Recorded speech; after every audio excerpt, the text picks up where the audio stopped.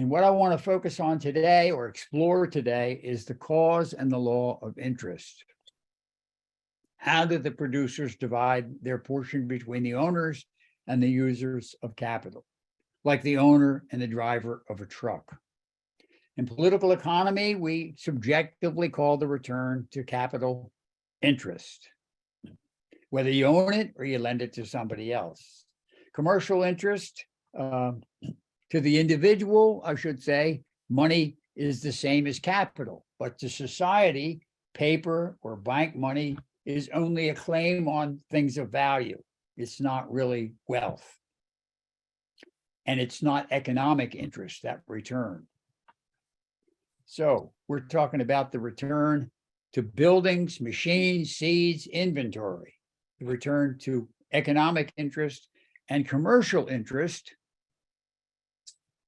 is the return to money. Now, of course, and this is the part that makes it kind of tricky, is the return to one affects the return to the other. If all the money in the world were destroyed, would there be any less food, clothing, shelter, automobiles, televisions? There would be no less of the other. So it wouldn't change anything in the physical world, but it would certainly change who has a claim on that wealth. And to reiterate one more time, interest is not the income from land, that's rent. It's not the income from patents or other monopolies. It's everything from a chemical factory up here to a herd of cattle to a box of cereal on the shelf in the grocery store that we're calling capital, and interest is the return to it. So as long as the product is used to produce more products for exchange, we're calling it capital. All capital is wealth, all wealth is not capital. So labor, again, is applied to the natural resources. We use capital to increase our efficiency in producing the consumer wealth.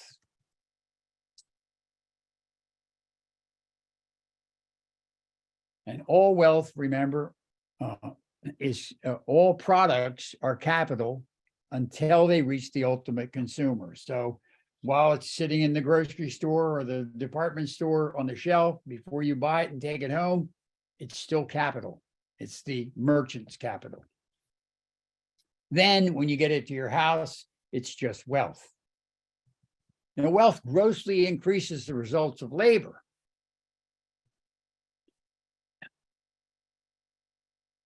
It's slow going, doing things by hand, but a little bit of capital really greatly increases the results of your labor, and more capital increases it more. And if you've got enough capital, you could move a mountain. Without capital, you'd be very lucky to produce much more than enough to stay alive.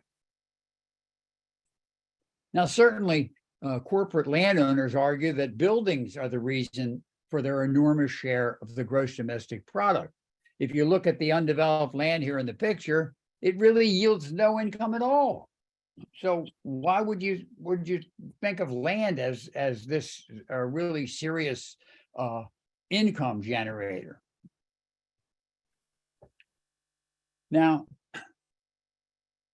I have read that when Marx wrote Capital, Das Kapital, he was the most widely read scholar in political economy at the time he wrote. He published it in 1867, which was 12 years before Progress and Poverty was published. And when I first got interested in Henry George, I joined a Marxist reading group, and we went through volume 1. You know, there's 3 volumes to Capital. And when I finished reading that volume 1, I was left with the impression that Marx simply took a shortcut and said land is part of capital. And I would suggest today, when you listen to people talk, that virtually every liberal American, whether they're actually elected official or just a political leader, has done basically the same thing. They've made land a part of capital, and they believe that buildings and machines exploit workers. And every landowner seems to have done the same thing by saying that capital, which includes land, belongs to them because it was produced. Therefore, the enormous income that landowners receive is legitimate. And when you think about the oil companies and how they want to be subsidized because of the depletion of their asset, the oil in the ground, you can see how they've confounded these two ideas, something that exists in nature and something that was actually produced. Well, there's no question that capital does multiply the results of labor. But if I could think of one example where capital increases productivity and yet no one is willing to pay interest, perhaps there is another reason why people are willing to pay interest. We know they do. So here are two hunters, James and William. And to keep this example pure, I'm going to say that they each have the same skill and the same knowledge. But James has 2 bows and 2 sets of arrows, the concrete results of so much labor, and William has none. So James says to William, I will lend you the bow and the arrows, and all I ask is that you give me the difference between what you catch with them and what you would likely have caught with sticks and stones. And by the way, remember, it's a whole lot more fun to hunt with a bow and arrows than it is to pick up sticks and stones along the way. Now, of course, the question is, does William have any alternative to borrowing that bow and arrows? And when you think about it, I said they both have the same skill and the same knowledge. It's just that James had already produced 2 bows and 2 sets of arrows, and William hadn't. So William could make his own bow and arrows. That would be his alternative to paying the difference between what he would catch with the sticks and stones and what he could catch with the bow and the arrows. Now, let's say that it takes 2 weeks to make a bow and a set of arrows, and they can be used for the remaining 50 weeks of the year, at which time they wear out. Now, if William borrows the bow and the arrows, he can hunt for the first 50 weeks of the year. He can take the 2 weeks that remain to make a new bow and a set of arrows for return, and that way he returns exactly what he borrowed, a new bow and a set of arrows. Or he could take the first 2 weeks of the year and he could make his own bow and a set of arrows, and he could hunt for the remaining 50 weeks of the year. Either way, he ends up with 50 weeks worth of meat and fur and a worn out bow and a set of arrows. Therefore, if any interest is required, William would be far better off making his own bow and arrows. Fair enough? The use of capital grossly increased the results of labor, but the payment of interest in this particular case would be an imposition upon labor. But all production is not of the nature of bows and arrows. And if it were, the payment of interest would probably be the exception and not the rule. But let's look at another form of capital. We come over to Tom Wheeler's house. He invites us over for a wine tasting party. And we say, man, this is delicious. Oh, how did you learn how to make this wine? Oh, I got it off the internet. Here's the web address. Oh, man, that is great. And we're talking and enjoying ourselves and drinking that wine. And after a while, he says, maybe you'd like to come down to my basement and you'd like to see how my operation. Oh, my goodness. All that wine down there. Wow. So we're all thinking to ourselves, well, why? Maybe you'll lend each one of us a barrel of that wine. And you'll let us know anytime you want a new batch of wine, just let one of us know, give us a couple weeks notice. We'll make a new batch, refill that barrel, and we'll return it to you. And that way you're going to have fresh wine at all times and the use of your basement in the meantime. Well, what do we know about wine? Does it lose value as it gets older? Or does it increase in value as it gets older? It increases. Thank you. What about if I took that bow and arrows and I took it and put it down the basement and I wrapped it up so it would stay dry and everything perfect, and then I leave it there for a year and I went back, would it be worth any more? Not No. worth a bit more, would it? So Tom says, you guys could borrow this wine, but I want you to pay me something that represents the increase in the value of that wine, how much that wine would have increased if I'd simply left it in my basement instead of lending it to you. And so there's other examples where if I plant seeds and wheat grows, or let's say I plant an apple tree. I see somebody wants to come in. Should I admit them? So I plant an apple tree. After a few years, it starts to bear apples. That's the interest on the capital invested in the tree. Or the seedlings that turn into timber. Grain, timber, milk, apples, eggs, honey, and wool. It's all called the fructification theory of interest. And Henry George didn't come up with that. It's not his original theory, but he did adhere to it. He believed it was right. Now let's compare the fructification, the increase in value, to adapting. The carpenter is working all day, and every time he exerts his labor with his tools and equipment, the house increases in value. The sun goes down, he goes home, has dinner, goes to sleep, comes back the next morning. Is the house worth any more than it was when he left? No.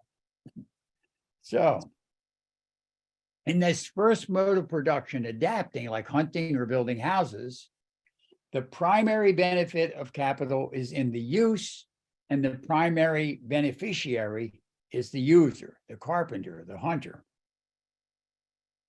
In the second mode of production, growing, as in farming, the primary benefit of capital is in the increase.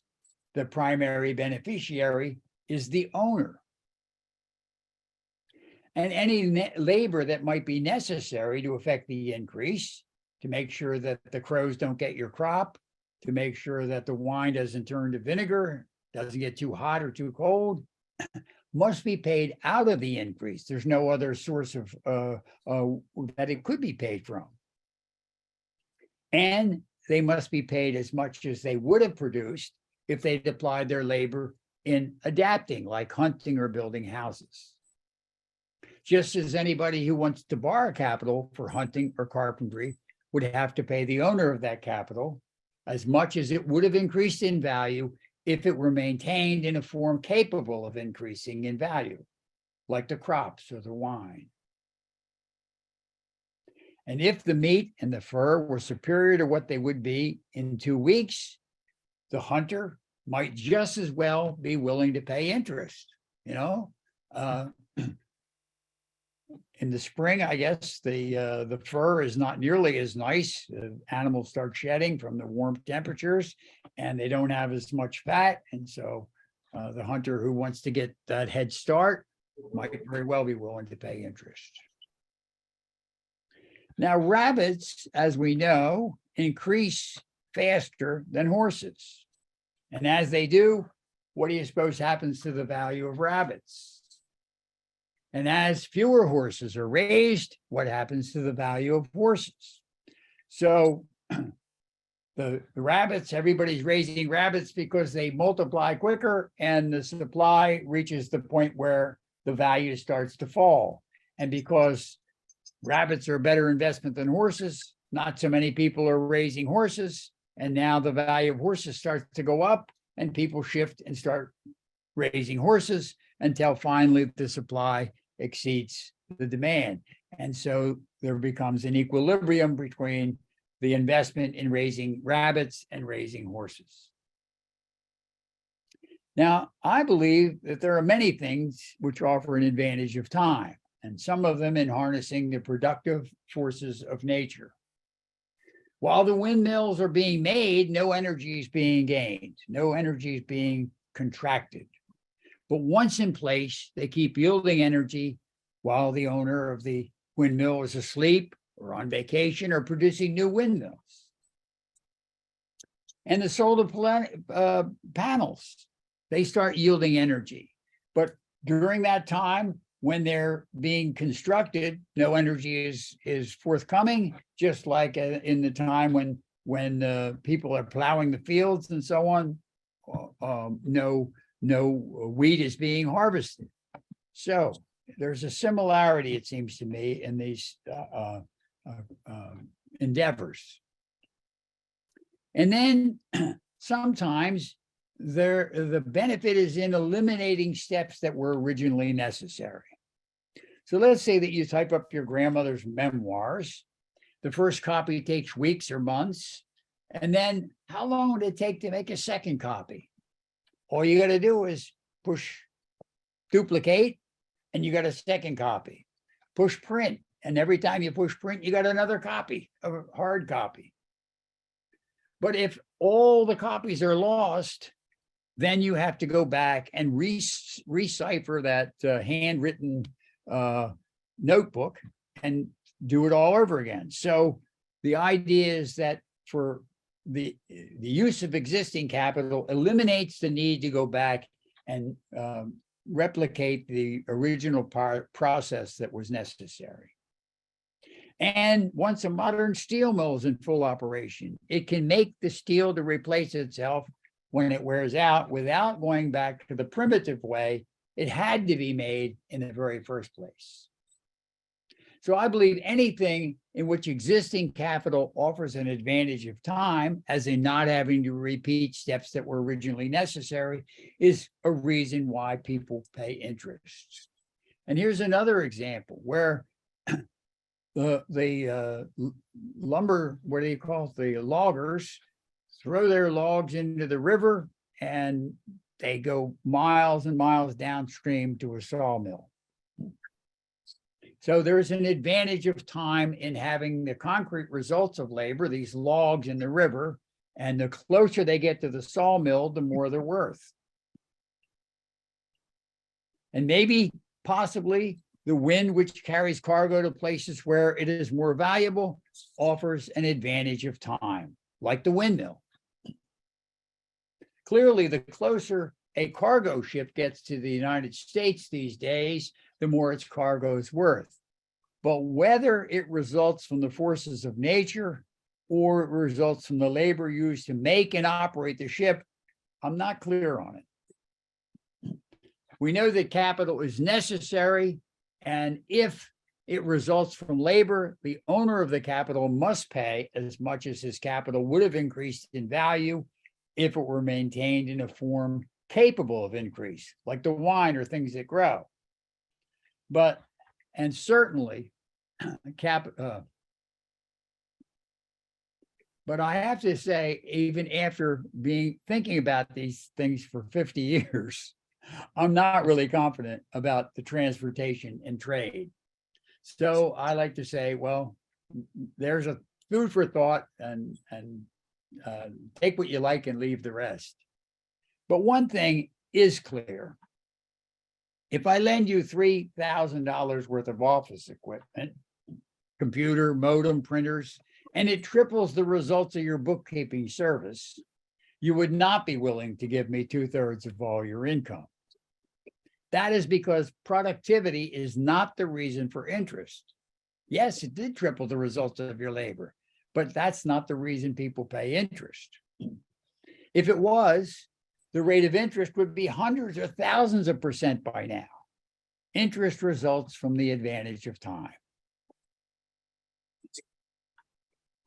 Now, there is an equilibrium between the returns from growing things and the returns from making things. So I've come up with this hypothetical situation.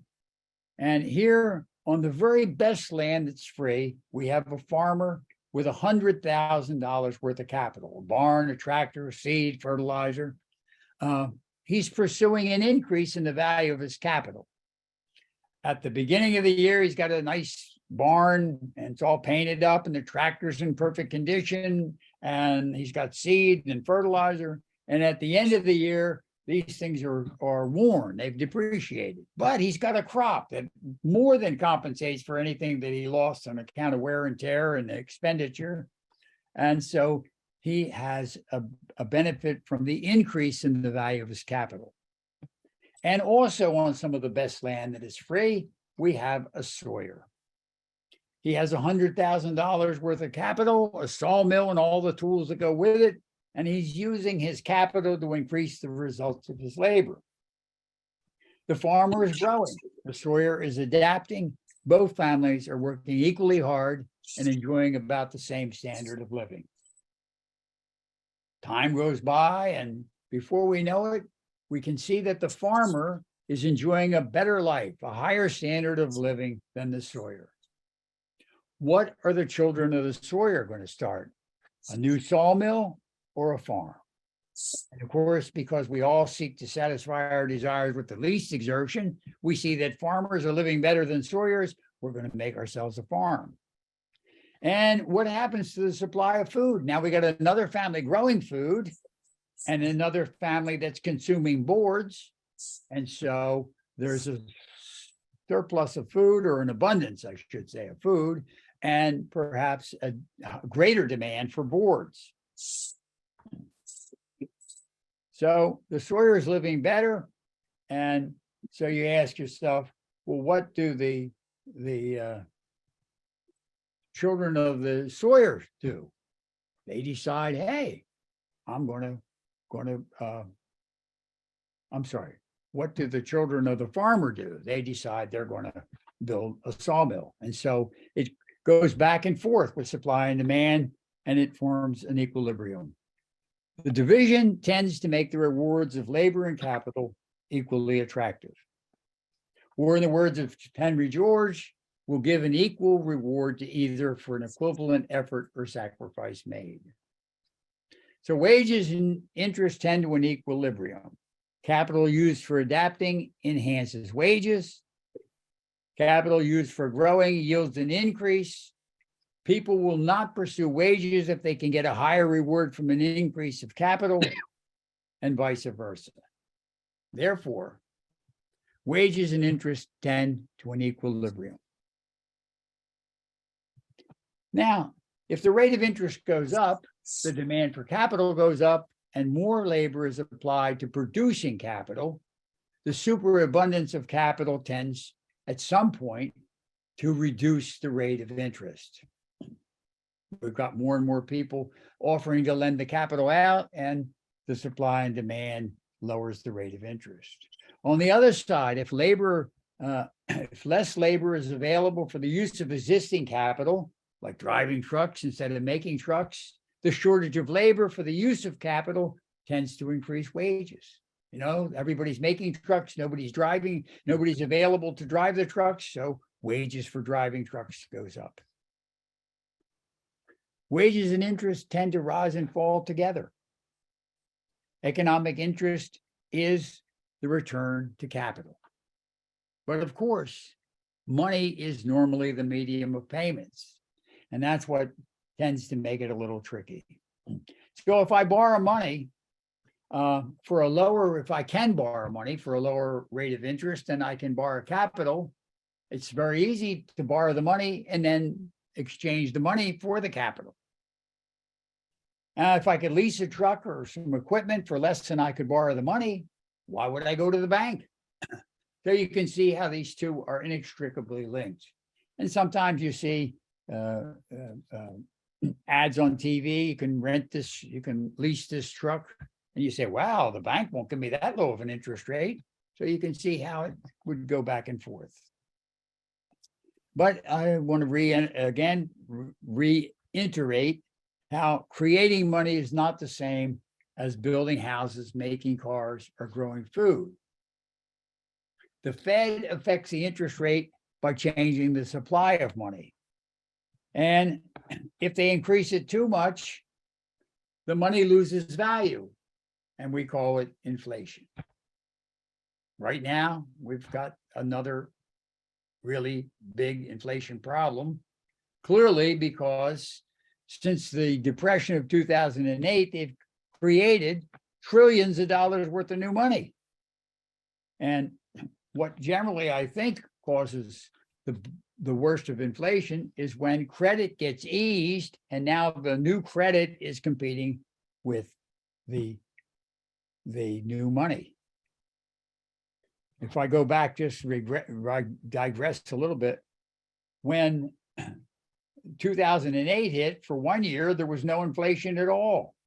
There was maybe a teeny weeny bit of deflation because people withdrew credit. It wasn't that the money supply suddenly shrunk, but credit was withdrawn. And then they created more money, and that compensated to some degree for the withdrawal of credit. But now when the credit comes back, then the credit is competing with money and prices start going up. So how do we explain the different rates of interest? Now, I was trying to think of the highest return I could think of, and I came up with deep sea treasure hunting. And sometimes you hear how this boat goes out and they just find this sunken ship from 200 years ago and it's full of gold and silver ingots.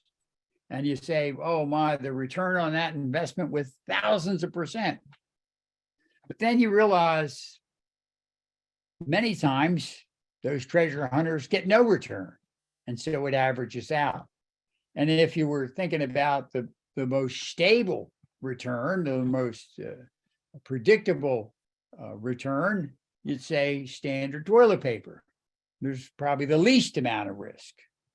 And there you have it. You wonder, why do credit card companies, why do people pay so much to borrow money with a credit card? Or how about a payday loan, maybe 1,000% or something bizarre thing. It's at least it's several 100% with in a year for those payday loans. But we'd all get in on the payday loan, but there's no guarantee you're going to get the money back. So there's enormous risk. And George points out that interest as a concept is not compensation for risk, simply because in the total, the risk that is there on individual investments of capital is averaged out. Now, could the total interest be more than the increase of capital, more than this advantage of time? And if it were, wouldn't it be at the expense of wages? Could the interest be less than the replacement of capital? If it were, who would store up capital and offer to lend it out? And I think in a way we have a good example of that, where if you put your money in a savings account, even when before this hyperinflation, when we had 3% inflation, 2 or 3% inflation, the banks weren't even paying 2 or 3%. So your buying power wouldn't even stay even. You were getting less. And so not very many people were putting money in a savings account, except for just a short term, while they were saving it up to make an investment. If the interest was near zero, probably very few people would can entertain the thought of storing up capital and lending it out. And if interest was 100%, probably most people would be trying to figure out how they could accumulate capital and lend it out. And where do labor and capital get everything that's produced? Of course, on the best land that's free. So George posits that the law of interest will be the average increase of capital at the margin, or the free land, the best free land opportunity. And in my opinion, that would include that average increase would include all of the benefits from the use of existing capital, rather than first having to store it up.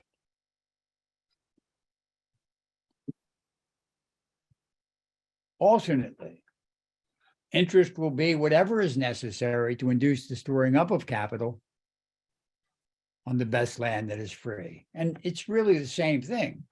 It's just that the first way of stating it sort of gives you an idea of why it is so. Now, if I go to the free land, the best free land I can find, and I buy a bunch of lambs for $10 a piece, and at the end of the year, I can sell those lambs for $16 a piece. But of course, in order to affect the increase in the value of the lambs, I had to pay labor, and I had to pay labor as much as the worker could have produced if he'd been a carpenter or a hunter. And let's say that that's $5 a piece to watch those lambs grow into sheep. What would the rate of interest be? Well, it would be $1 on an investment of 10 or 10%. Now, to turn it around and say, what is the law of wages? Wages will equal the entire product less what is necessary to induce the storing up of capital, where the land is free. And in 1849, George has a little passage in his Progress in Poverty where he says, not long after the gold rush was in full operation, was in full play, if you wanted somebody to stay on a ship that was anchored in the San Francisco harbor, you had to pay them 2 or 3 times their normal rate of pay. Otherwise, they would jump ship and they would go join the gold rush. If you wanted to hire a baker in a San Francisco restaurant, you had to pay them $500 a month. And in today's dollars, that's $15,000 a month, or between 60 and 70 dollars an hour, depending on how many hours they work in a month. At the same time that bakers are making $500 a month, interest was 25%. And then in time, when the gold was, easy gold was gone and the lands that contained the big deposits were fully monopolized, wages and interest fell back to the normal rates that were standard in the rest of the country, about 5% with no inflation. Now, of course, that's, I don't know exactly what wages fell back to, but, or for the lowest paid workers. But at any rate, you can see the idea. The free land yields really high wages and really high interest. And then when the free land won't yield high wages and high interest, wages and interest generally fall back to that level. Now, here's sort of another way to look at this whole thing. Here we are without pre-existing capital. And I go to the free land without any tools or equipment, just myself, my clothes on my back, so to speak. And first I either have to make a plow and gather seeds as they exist in nature, or do something else like hunting and trade the fur for a plow and for the equipment. I have to accumulate that capital. And let's say that I do. And at the end of the year, because I lost so much time accumulating my capital, I didn't get the full growing season and so on. And I was only able to produce $5 a day. We add up all that I produced, divided by the number of days that I worked, and it came out to $5 a day. So if anybody wants me to work on the superior land, they have to pay me $5 or more a day. And the landowners of the superior land are going to get a half from the land that yields 5.5, and 1 from the land that yields 6, and 1.5 from the land that yields 6.5.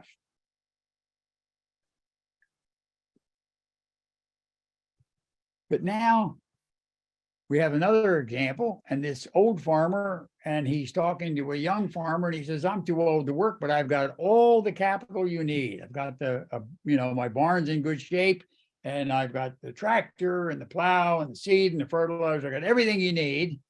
I'm just too old to use it. We're at the free land, so there's no no rent to pay. Okay, so now he can plow today, plant tomorrow, and get in on the longest possible growing season. And let's say that because I plowed today and planted the very next day, at the end of the year, I end up with, instead of $5, I end up with $6. Even after I've returned all the capital that I borrowed, the crop was so much better that I end up with $6. And the person who loaned me the capital, in this case, we'll say $10 worth of capital, gets $1 because $1 is what resulted from that advantage of time. And there's no rent to pay because we're working at the free land, the margin of production. Now on the better land, the superior land, not at the end of the year, not $1, but $1.50 results because I could plow one day and plant the next. I got in on the longest possible growing season. And so the owner of the capital says, well, only $1.50 resulted only because you had this advance of capital. And the landowner says, yeah, but it's only $1.50 because of my superior land. If you had gone to the free land, all you would have gotten was $1 because that's all your capital would have increased in value. So I think it would be fair if you took $1 and I took the other 50 cents. And the same thing, of course, on the next land where, because it's really fertile, $2 more results from the advance of capital, from the increase of capital. And the capitalist, well, because all he has to be able to get something more than he could get at the free land, he gets a little more than $1, and the landowner gets $1. And on the very best land, $2.50 more results from the use of capital, but because the capitalist can only go to the free land and get $1, he takes the other $1.50. So the law of interest essentially is the same as the law of wages in that it is determined by what results on the very best land that's free. Wages and interest are measured by the best land that is free and account for the entire product. Again, we're all concerned with taxes, but I want to reach taxes after we explore these natural laws of distribution.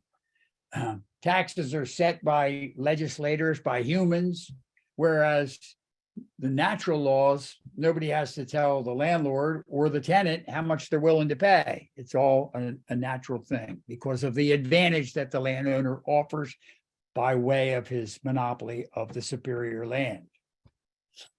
So wages and interest are clearly on one side of this equation, and the landowners are on the other side. And here I've combined all production from labor and capital, and the workers and the capitalists together get $6 a day because $6 is what would result where the land is free. And on the superior land, they get 1, 2, and 3, the larger product that results from the superior land. The rent, of course, is the greater result that comes from a superior opportunity, a natural opportunity. It measures that which results from an advantage. And in 1809, Ricardo, who is famous for his law of rent, says that the rent of land is determined by the excess of its produce over that which the same application of labor and capital can secure from the least productive land in use. Now, Ricardo seemed to believe that that was a natural tendency for the wages for wages of the least educated in skill to tend to a bare subsistence. But Henry George, of course, was in America in 18, well, he was born in 1839, and he grew up in the Civil War era and the homesteading era and so on. And he realized that wages didn't naturally tend to a bare subsistence. It's because there was no free land in Europe at that time. The enclosures had long since been enacted, and there really was no frontier. There was no free land opportunity. But in America, there was a free land opportunity. And so he simply changed that last wording to what capital can secure from the least productive land, that is the most productive land that is free. And America had the opportunity, the highest standard of living in the world. And I don't want to deny at this point the extermination of the Native Americans, because that's what basically made possible this free land and cheap land opportunity. I guess the vast majority of Indians died from diseases, even in what's now America, before the white man actually had any interaction with them. But instead of cooperating with those that were left, they exterminated them. But nonetheless, in addition to that, it's true that America had the highest standard of living in the world because of the free and cheap land. The potential rent of land, what could be produced by virtue of superior land? So you might say the sum total of the advantages minus the disadvantages of any location. Now I'm going to finish by just running through the three modes of production. Capital aids labor in three ways. And first, by adapting bows and arrows, the carpentry, building houses, and so on. And the tools and machinery increase the results of labor directly. And then growing, we're harnessing the reproductive forces of nature by planting crops and raising animals. And three, the third mode of production is exchanging. And by exchanging, we can create the divisions of labor, which give us different skills and knowledge and increase the total body of skill and knowledge within a society or within the world even. And it enables mass production and phenomenal economies of scale. We can just keep making the same car over and over and over again because we're trading, which if we were all building our own food, clothing, and shelter, we couldn't do that. And furthermore, we wouldn't have access to the diversities of nature. We would be stuck with whatever the climate, the soil, the mineral deposits were where we lived. So I'm going to stop